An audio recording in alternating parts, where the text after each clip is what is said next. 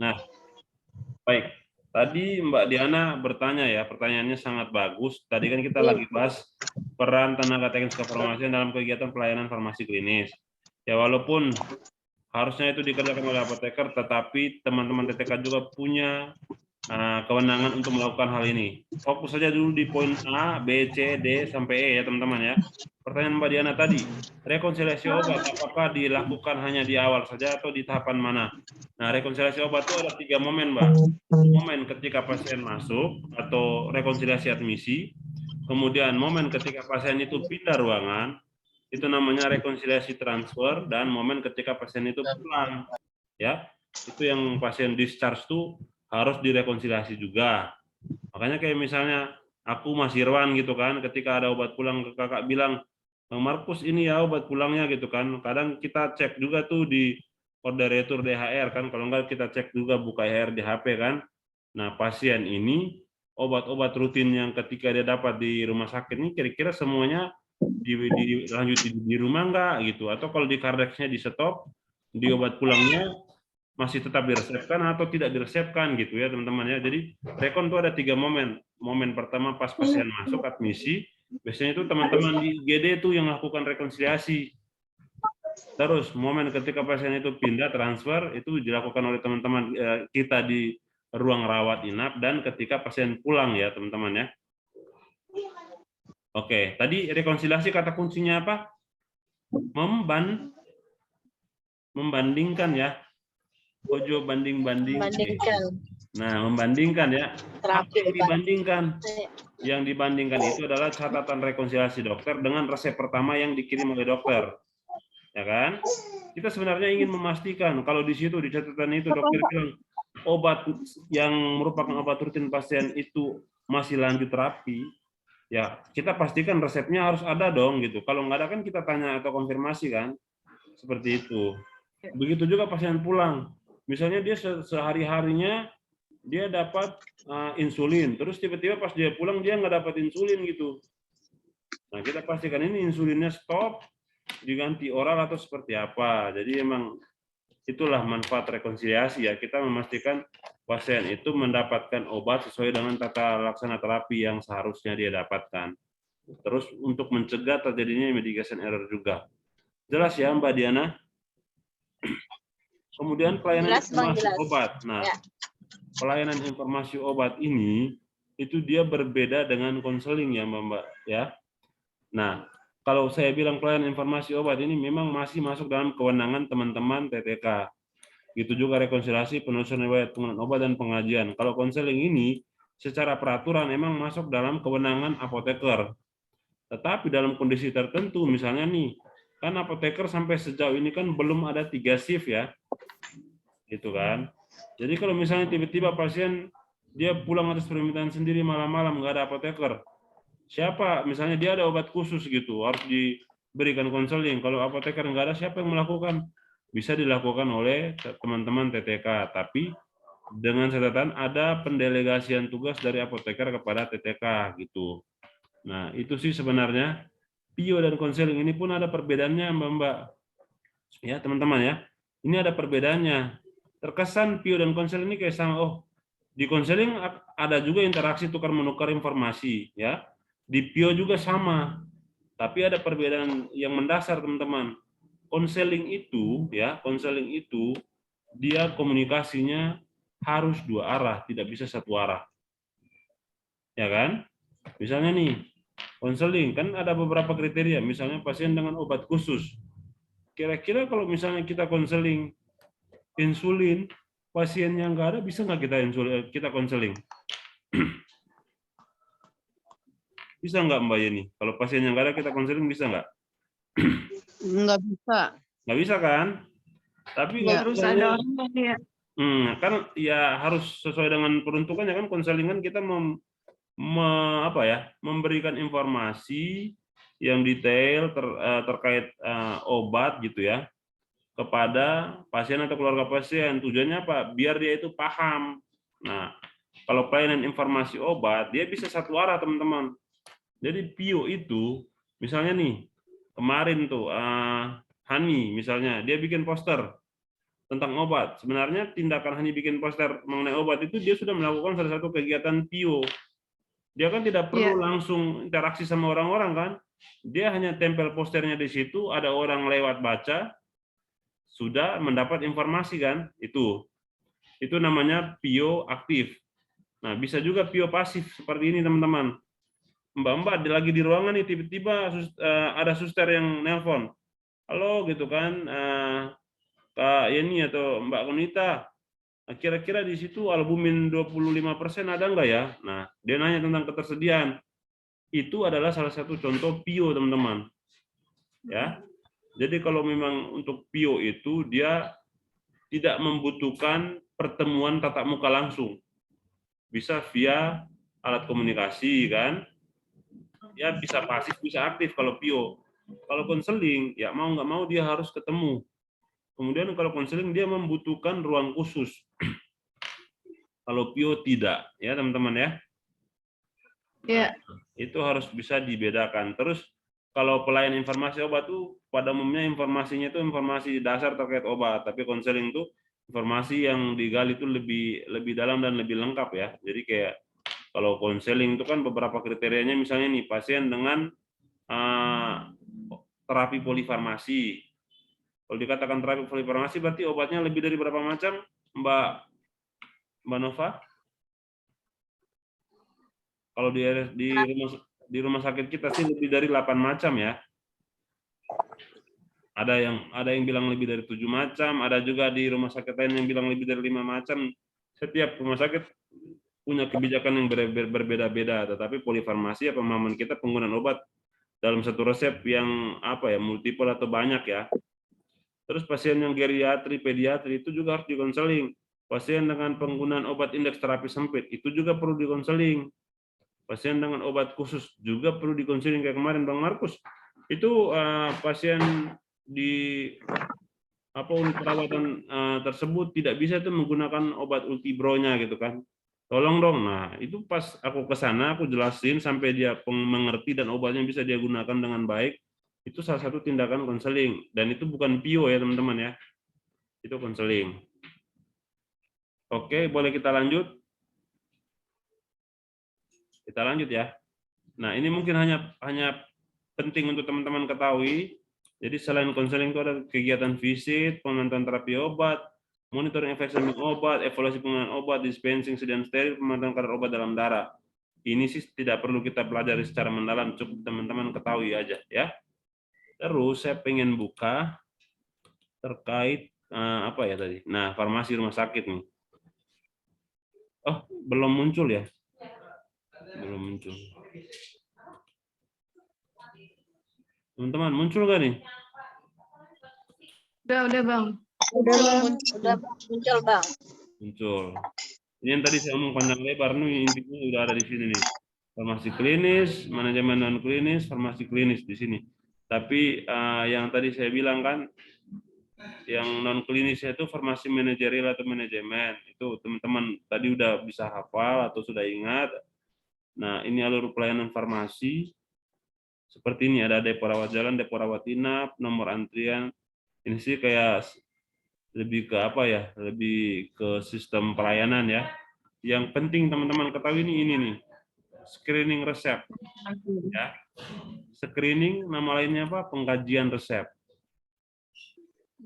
Ini baru bergabung ya Mbak Kiki ya. Nah, screening resep itu atau pengkajian resep itu ada 3 kategori. Ini kalau bisa dicatat, kalau bisa di-screenshot, di-screenshot. Tolong dipahami, diingat dan dikenang. Nah, yang pertama administratif ya. Administratif ini, teman-teman bayangkanlah nih, sekarang depan teman-teman ada lembar resep ya. Lembar resep tersebut itu harus lengkap. Nah, kalau kita mau ingat administratifnya, singkirkan jauh-jauh terkait obat. Jadi ketika bilang administratif, di resep itu kan ada nama-nama obat, itu keluarin dulu. Gitu ya, obat aturan pakai itu keluarin dulu. Selain itu yang kalau misalnya nggak ada obatnya, apa fokus kita? Ya fokus kita ini. Nama ya, nama dalam hal ini nama pasien.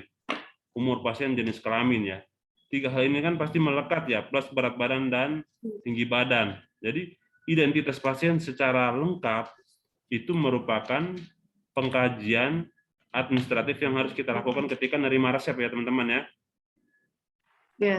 Bisa ya. Jadi, oh nama, tanggal lahir atau umur, tinggi, berat badan, oke.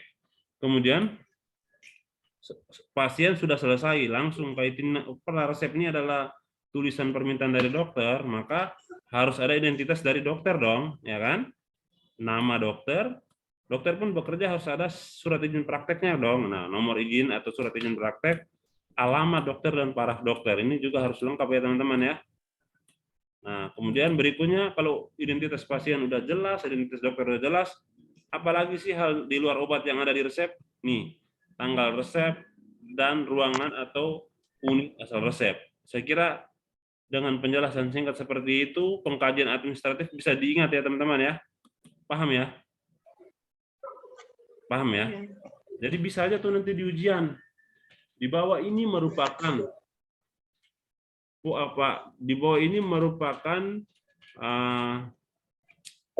poin yang harus dikaji secara administratif, kecuali gitu kan. Ya, teman-teman jangan terkecoh gitu. Bisa aja dia bilang nama, umur pasien, dan nama obat. Berarti kan nggak masuk ya. Teman-teman ingat aja kalau administratif itu di luar obat. Ya, jelas ya. Jadi identitas dokter, identitas pasien, sama tanggal resep, dan asal pengiriman resep. Itu udah jelas. Kemudian kita masuk ke farmaseutis dan klinis. Nah, dua poin ini tuh sering bikin bingung, sering campur aduk gitu ya, kayak gado-gado. Tapi teman-teman harus mampu untuk memisah, memilah dan memisah ini. Jadi pemikirannya tuh harus memang udah jelas, oh perbedaan dinding perbedaannya itu di mana. Nah ini kuncinya. Kalau farmaseutis itu lebih ke ini masih dengan apa yang tertulis pada resep, tapi fokusnya obat ya. Nah yang tertulis di resep fokusnya obat apa aja? Oh pasti dong yang pertama nama obat kan. Misalnya paracetamol pasti dong ada bentuk sediaannya, tablet misalnya kan. Kalau paracetamol tablet pasti dong ada kekuatannya kan.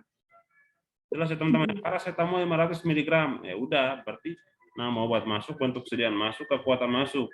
Kemudian dosis dong, nggak mungkin kan nama obat dong tanpa dosis, 3 kali sehari, dosis jelas. Terus jumlah obat misalnya nomor 10. Nah, yang membedakan tuh ini teman-teman, ini dosis sudah masuk, jumlah obat sudah masuk, aturan pakai sudah masuk ya.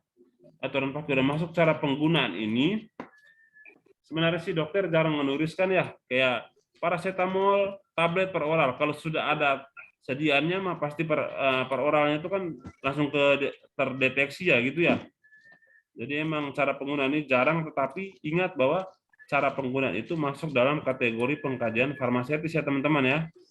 Sama yang ada tambahan untuk farmaseutis itu dari segi stabilitas. Ya teman-teman ya. Ingat aja stabilitas farmaseutiknya. Nah, kalau klinis ini dia lebih ke apa ya? Pengkajian dari kondisi pasiennya tuh. Jadi apakah obat tersebut tepat indikasi? Nah, kalau bicara tentang klinis itu adalah hal terkait obat yang tidak tertuang atau terlihat di resep.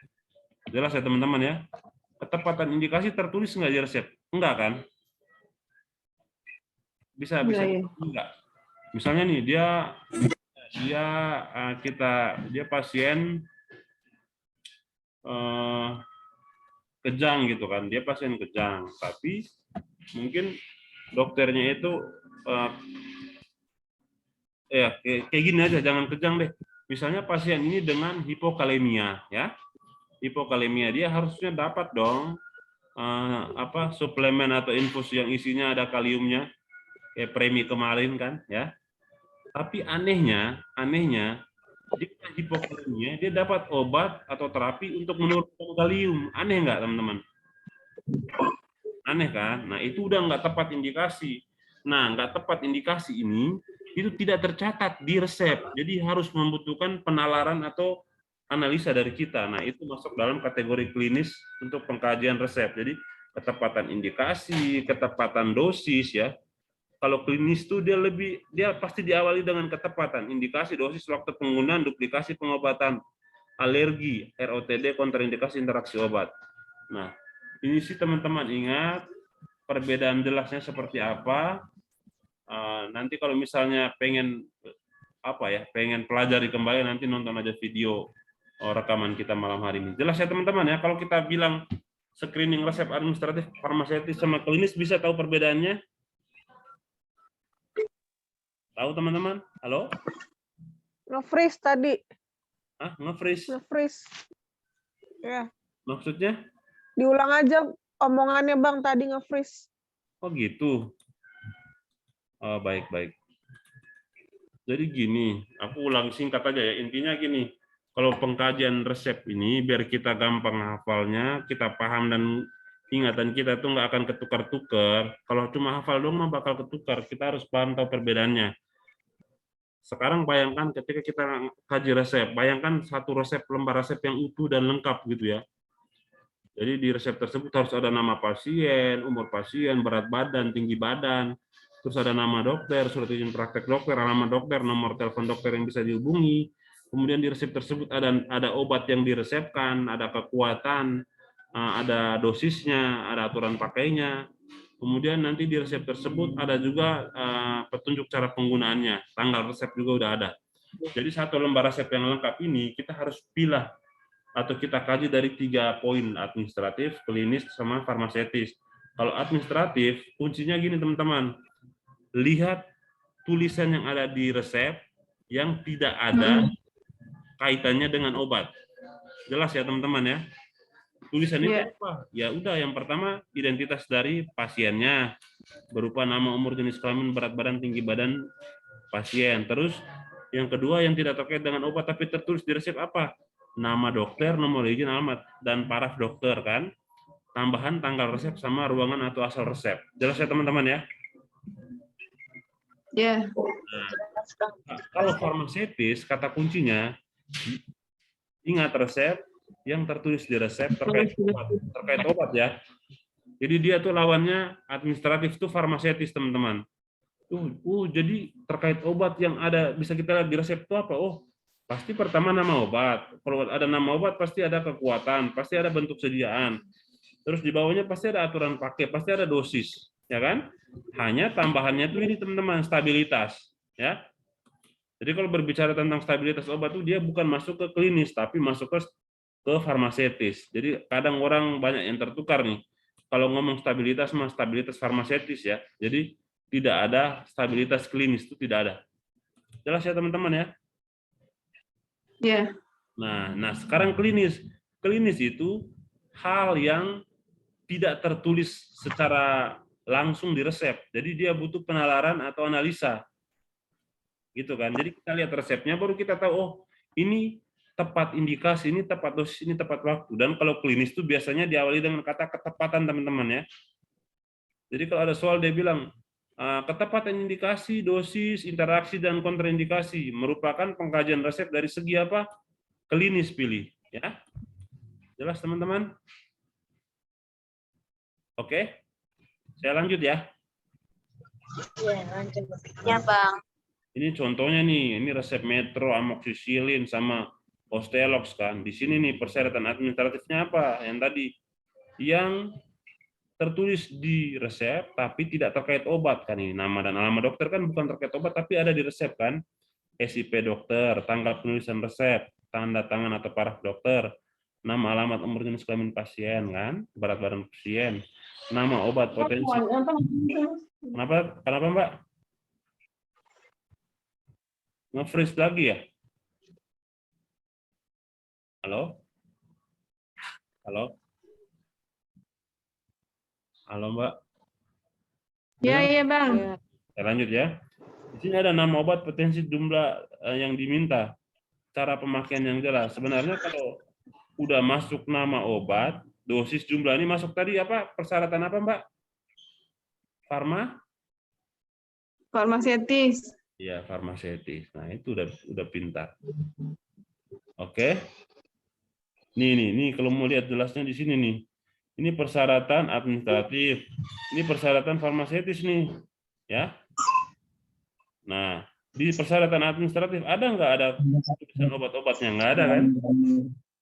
Jadi di administratif Ya, nggak ada. ada tulisan obat. Kalau di di persyaratan farmaseutis itu ada tulisan obat, tapi yang emang bisa kita baca di resep. Kalau persyaratan klinis itu lebih ke ketepatan, duplikasi, alergi, efek samping, interaksi. Jelas ya teman-teman ya? Ini jangan dilupakan. Nah, ini sangat sering ditanyakan di ujian. Lanjut ya. Kita lanjut. Nah, sebenarnya di sini nih ada materi perhitungan harga obat. Tetapi ini contoh soalnya, tadi setelah saya baca-baca dari slide ini, contoh soal dengan rumusnya itu berbeda. Nah, mungkin di sini saya pengen bagi aja nih. Nanti contoh soalnya kita akan belajar di sesi berikutnya. Intinya HNA itu apa? HNA ini adalah harga neto apotik. Harga neto apotik itu didapat dari harga jual pabrik plus biaya distribusi. Ya. Jadi bayangkan aja kayak gini, HNA ini ketika dari pabrik itu dia nawarin obat ke kita, itu dia pakai HNA. Jelas teman-teman? Harga yang ditawarkan dari distributor ke kita itu masuknya harga HNA ya. Nah, HNA itu dia ngambil dari harga jual pabrik plus biaya distribusi nih. Jadi kayak dari PBF itu kan dia akan hitung, oh dari jual pabriknya itu berapa, misalnya 50.000. Dia distribusi misalnya 2.000, dia jual ke apotek 52.000, itulah HNA-nya. Tapi biasanya dalam soal, untuk menghitung HNA itu sangat jarang. Ya kan? Yang dihitung itu adalah harga jual apoteknya teman-teman, HJA-nya nih. Ini yang paling penting. Nah, HJA ini dapat dari mana? HJA ini dapat dari harga neto apotek tadi, ya. Jadi biasanya di soal itu sudah ada keterangan HNA obat paracetamol 5.000 gitu. Berapa harga jualnya? Nah, harga jualnya itu kita hitung. HNA plus, kan setiap barang yang kita jual di Indonesia ini dikenakan pajak berapa persen? Mbak Nova? 10%. Jadi harga neto apotek itu ditambah 10% dikali indeks. Indeks ini biasanya apa ya? Range-nya itu 1,2 sampai 1,3 deh. Nah, ini ada soal, tapi soal ini setelah saya lihat-lihat tidak sesuai dengan teori yang di atas, ngasal ini. Jadi nanti berikutnya saya bikin soal yang jelas, penyelesaian yang sesuai biar nggak membingungkan. Kita lanjut aja ya teman-teman ya. Boleh? Oke. Oke. Boleh. Nah, tadi ini kita ngomong tentang penelusuran riwayat penggunaan obat ya. Ini informasi yang harus didapatkan itu ada nama obat, ROTD, termasuk alergi, kepatuhan pasien. ROTD itu apa? Itu singkatan dari reaksi obat yang tidak diinginkan. Jam 9 ya. Nah, kita lanjut. Nah, ini istilah-istilah Latin ini teman-teman. Ini sangat sering keluar. BDD, BIS, DD, ini screenshot nanti tolong dihafal ya. Sehari 2 kali, PC, posko 6, nanti pasti teman-teman masih ingat lah. PM, post meridiem setelah setengah hari. AC anteko 6. AC itu lawannya apa Mbak Diana? PC ya? Oke. PC. Bukan Putri Chandrawati ya. Jadi PC ini posko 6, lawannya itu AC, anteko 6. Kemudian C atau koklear itu sendok makan. Sendok makan itu berapa mili sih? 15 mili. Jelas ya. Terus sendok bubur itu apa sih bahasa Latinnya atau singkatannya CP ya. Bukan Central Park ini ya. Koklear pultis. Itu sendok bubur. Skalanya berapa mili? 8 mili. Ya, walaupun sendok bubur anak kita di rumah nggak 8 mili juga sih. Nah, kemudian CTH ini koklear T. Itu sendok teh 5 mili. Itu ini harus diingat dan dihafal. Terus TRD 3 kali sehari, TID, TRINDIE 3 kali sehari, ini sebenarnya sama aja TDD dan TID ini. Kemudian DTD itu apa DTD? Nggak ada di sini. DTD Mbak Denilah, DTD apa nih lah? DTD apa? Duo DDE kan sih Bang, duo. DTD, Miskefakbulf DTD. Jadi member asik tuh, oh DTD nih. Jadi DTD itu apa sih kepanjangannya? Database dosis ya? Betul, data dosis. Artinya berikan sesuai dosis, Sesuai ini. Takaran. sesuai takaran, betul. Oke, terus di sini nih ada METV, mane et vespere, pagi dan malam ya. Ya, mane et vespere ini pagi dan malam. Oh, ini pokoknya kalau omni itu diartikan tiap, jadi omnihora tiap jam. OL, oculus levus, mata kiri. OD itu oculus dextra, itu mata kanan. OM, omni mane tiap pagi. ON, omni nocte tiap malam. OU, oculus oterque tiap mata. Jadi ini sebenarnya beberapa singkatan Latin yang coba saya contohkan. Nanti biar teman-teman tuh, oh berarti nanti bisa kemungkinan keluar nih. PRN, apa artinya PRN? Prorenata juga perlu ya. Apa ya? Nggak perlu. Jadi kalau ngomong sama terkait PRN itu misalnya di bawah singkatan PRN adalah singkatan yang terkait dengan A, bentuk sediaan, B, cara penggunaan obat, C, dosis, E, expire. Jawabannya apa? Dosis ya Bang. Dosisnya sih? Dosis ya. Lebih tepat cara penggunaan. Kan bila perlu kan? Nah, Ya. ya. Bila perlu. Iya penggunaan benar ya. Oke. Dan dosis ya. Kalau penggunaan ya, jangan keliru ya.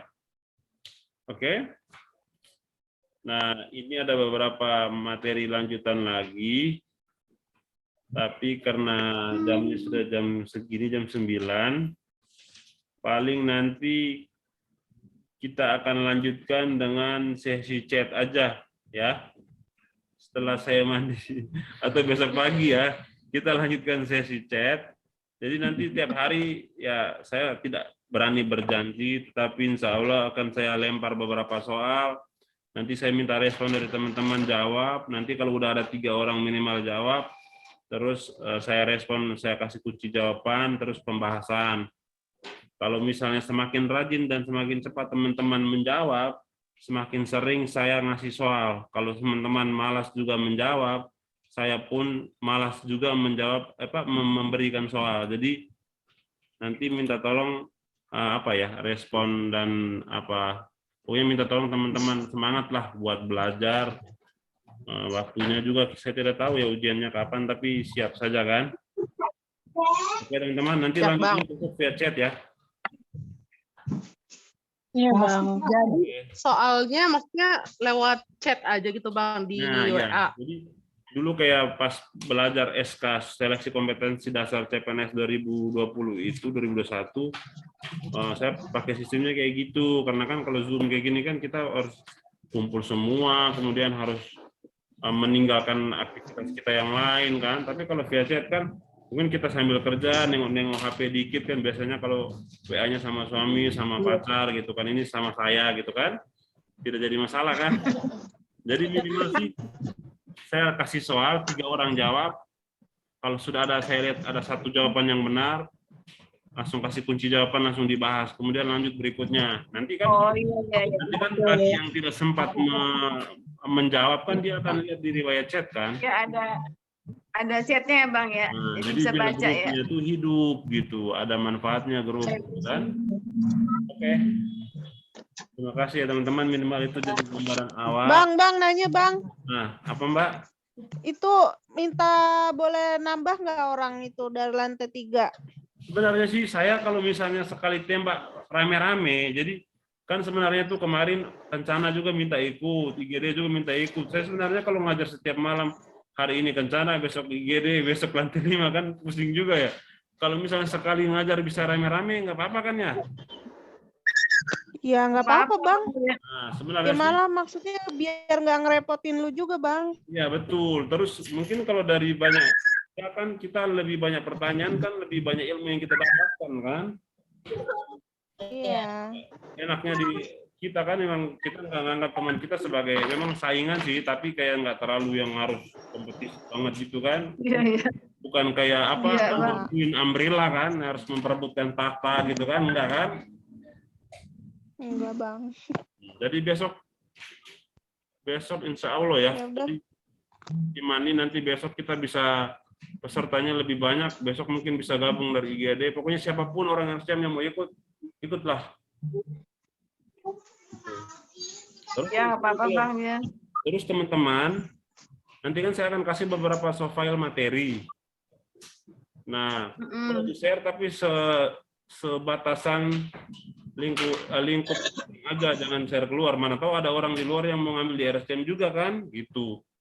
Jangan. Nah, Iya, iya. teman-teman ada materi, benar-benar share aja gitu ke grup gitu. Ya. Tapi gini, apa ya? Saya sih sebenarnya kemarin tuh saya pengen fokus ngajarnya tuh untuk teman-teman nanti 5 sama IGD kan, karena ya apa ya? Ya secara hubungan emosional atau ini kan lebih dekatnya saya sama IGD sama lantai 5 kan, tapi kalau misalnya dari lantai lain mau ikut, kenapa tidak kan?